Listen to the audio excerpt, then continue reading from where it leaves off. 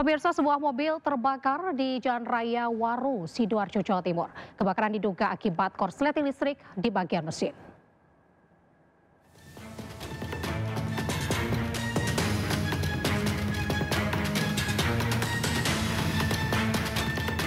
Sebuah mobil jenis minibus tiba-tiba terbakar di Jalan Raya Waru, Sidoarjo, Jawa Timur. Mobil keluaran tahun 2000-an ini mendadak mengeluarkan asap dan api hingga ludes terbakar. Kebakaran diduga akibat korsleting listrik pada bagian mesin.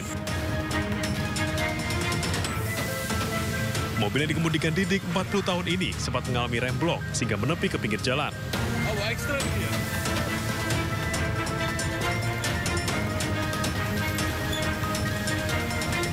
Namun asap dan api tiba-tiba keluar dari kap mesin. Tapi setelah U-turn Aloha itu, remnya agak dalam. Saya minggir cari tempat, pasang sen. Jadi sudah posisi masih, saya lihat temperatur nggak naik, AC tetap dingin. Saya matikan mesin, keluar, ngasih tahu istri kalau nelpon ini mobilnya mogok. Baru nolak sebentar ternyata dari kap mesinnya itu keluar asap.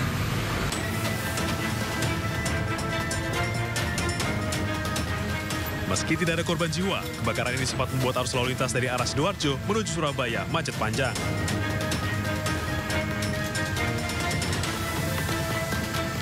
Dari Sidoarjo, Jawa Timur, Pramono Putra, iNews melaporkan.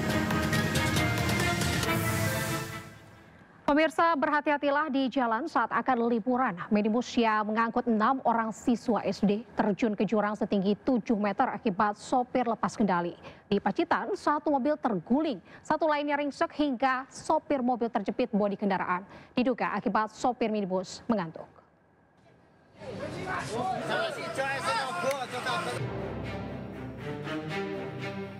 Warga berupaya mengevakuasi pengemudi mobil yang terjepit usai menabrak truk di jalan raya jurusan Pacitan, Desa Ngambel, Ponorogo, Jawa Timur. Kecelakaan diduga akibat pengemudi mengantuk. Setelah 1 jam, pengemudi akhirnya dievakuasi dan dibawa ke rumah sakit akibat patah kaki. Sementara di Maros, Sulawesi Selatan, mobil minibus yang ditumpangi oleh rombongan siswa SD asal Kabupaten Sopeng terjun ke jurang sedalam 7 meter. Sopir dan 2 siswa SD luka-luka. Kecelakaan diduga akibat pengemudi hilang kendali. Tim Liputan iNews melaporkan. Pemirsa, Polres Malang menetapkan sopir truk sebagai tersangka dalam kasus kecelakaan maut antara truk pengangkut pakan ternak dengan bis rombongan pelajar SMP di Jalan Tol Pandaan, Malang, Jawa Timur. Penetapan dilakukan usai polisi melakukan investigasi tabrakan yang menewaskan 4 orang dan puluhan lainnya luka-luka.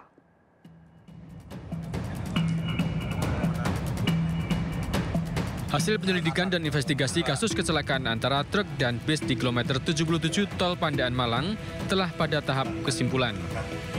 Kapolres Malang AKBP Putu Holis Aryana menjelaskan, polisi telah menemukan beberapa temuan, diantaranya kurangnya perawatan rutin kendaraan truk yang dikemudikan Sigit Winarno, yakni sistem pendingin mesin yang tak pernah diperiksa dan selang radiator lepas mengakibatkan mesin overheat sehingga truk tak kuat menanjak. Selain itu, sistem pengereman truk juga tak berfungsi sempurna, membuat truk berjalan mundur saat berhenti. Sopir truk juga tak menjalankan prosedur saat berhenti darurat di jalan. Menurut Kapolres, untuk kendaraan besar, saat berhenti darurat seharusnya truk berhenti dalam kondisi mesin mati, rem tangan ditarik penuh dan persneling dalam kondisi gigi 1. Namun hal ini tidak dilakukan sopir truk.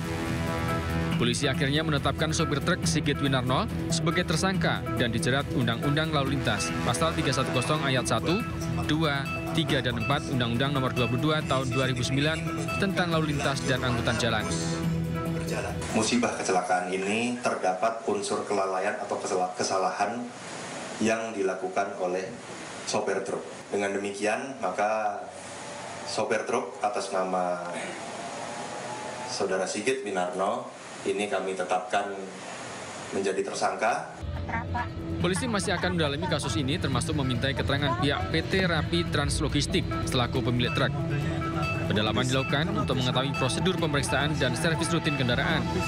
Sebelumnya sopir pernah mengeluhkan tentang sistem pendinginan mesin kendaraan, namun diabaikan pihak perusahaan. Kecelakaan maut antara truk dengan bis pengangkut rombongan pelajar ini menimbulkan 52 korban.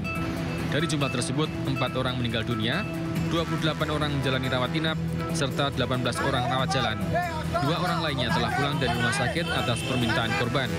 Dari Malang, Jawa Timur, Saif Hanjarani, iNews melaporkan. Pemirsa, belasan joki penunjuk arah yang ada di kawasan wisata Puncak, Jawa Barat diamankan polisi. Polisi mengamankan sejumlah joki dan tukang parkir liar ini, maksud kami, sebagai buntut dari insiden pemerasan dan juga penganiayaan terhadap wisatawan.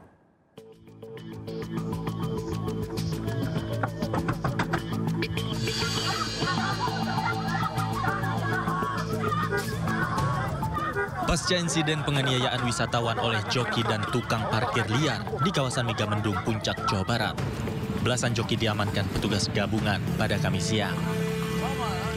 Razia ini dilakukan setelah viral di media sosial seorang wisatawan asal Jakarta yang mengalami kekerasan di jalan alternatif Megamendung oleh oknum joki ataupun tukang parkir liar yang meminta bayaran dengan harga yang merugikan wisatawan.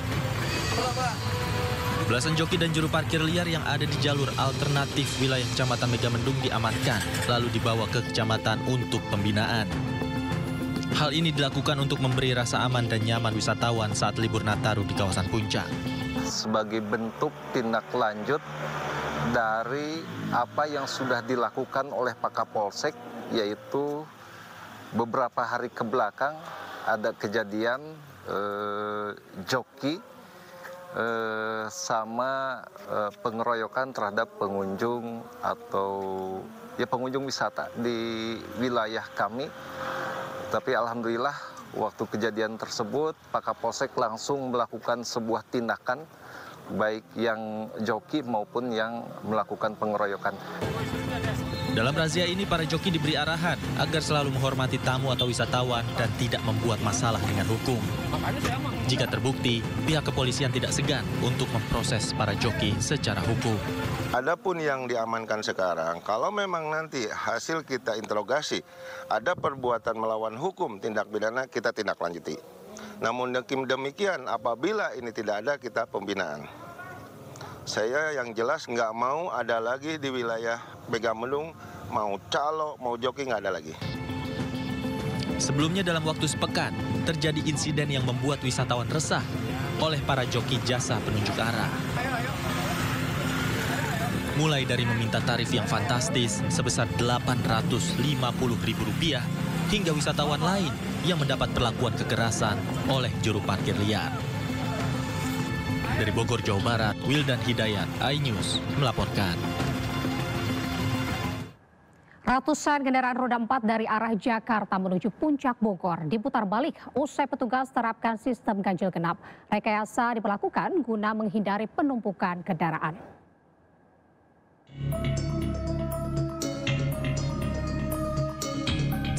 Puluhan kendaraan roda 4 dari arah Jakarta menuju Puncak Bogor diminta untuk putar balik oleh petugas pada Kamis pagi.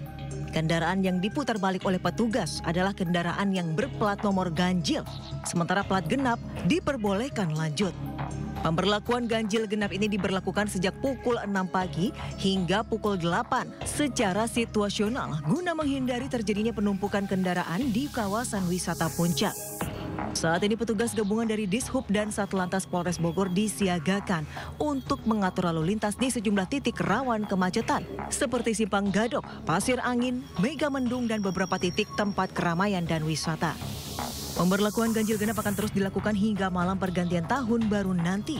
Pada hari malam pergantian tahun, sekitar pukul 18 sampai dengan pukul 6 pagi, kawasan wisata Puncak juga ditutup untuk kendaraan roda 4. Dari Bogor, Jawa Barat, Wildan Hidayat, iNews melaporkan. Pemirsa, masih dalam nuansa libur panjang, dalam libur Natal kali ini kebun binatang menjadi alternatif mengisi liburan, sekaligus menjadi wisata edukatif mengenalkan berbagai satwa. Seperti di kebun binatang Bandung yang dipadati pengunjung saat libur Natal kali ini.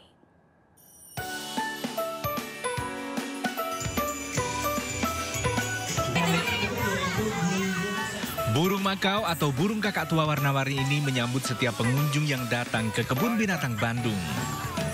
Burung asli dari negara Brazil yang jinak ini juga bisa diajak berfoto selfie. Pengunjung juga bisa bersuah foto dengan iguana kuning. Atau jika Anda cukup bernyali, bisa juga bersuah foto dengan ular piton albino. Jangan takut, pengunjung akan didampingi petugas saat berfoto dengan ular albino ini. Pada momen-momen khusus ada parade satwa dengan hiburan tari-tarian untuk menyemangati para pengunjung yang datang. Puas berfoto selfie, Anda bisa berkeliling melihat aneka satwa koleksi Kebun Binatang Bandung yang berada di kawasan Taman Sari ini. Ada sekitar 800 satwa koleksi kebun binatang seluas 45 hektar ini. Mulai dari satwa mamalia, reptil, burung hingga aneka ikan. Dari tanggal 21 Desember hingga 5 Januari itu rata-rata 1.500 per hari. Namun hari ini sepertinya lebih dari angka itu, dan puncak tertinggi dari libur Nataru ini nanti kemungkinan dicapai pada hari Minggu tanggal 29, itu sekitar 2.500 atau 3.000 pengunjung. Dari Kota Bandung, Jawa Barat, Billy Maulana, iNews melaporkan. Selain di Bandung, pemirsa, objek wisata Malioboro, Yogyakarta masih menjadi magnet tersendiri bagi wisatawan untuk menghabiskan libur Nataru. Hampir tiap harinya ribuan pengunjung singgah dan juga membadati destinasi wisata belanja ternama di kota Yogyakarta ini.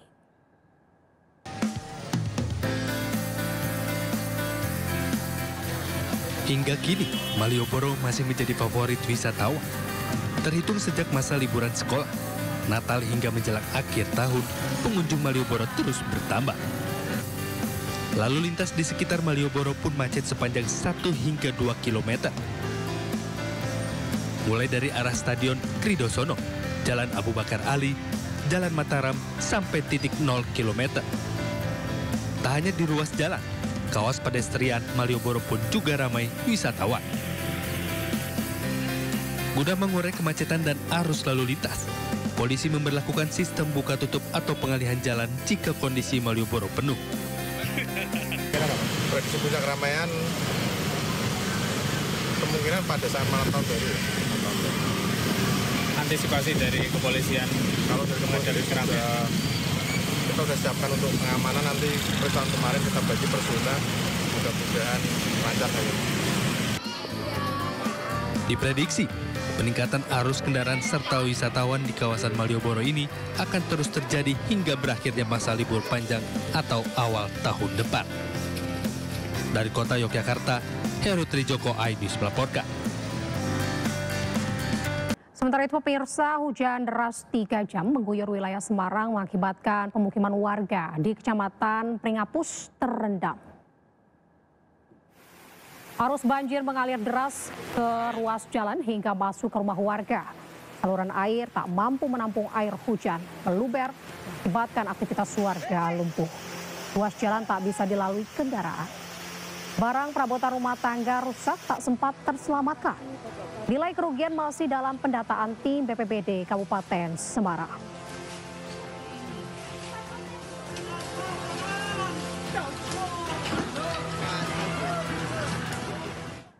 Sementara itu, akibat nekat melaut saat kondisi cuaca buruk, perahu nelayan terbalik di tengah laut. Seluruh penumpang terombang-ambing beberapa jam.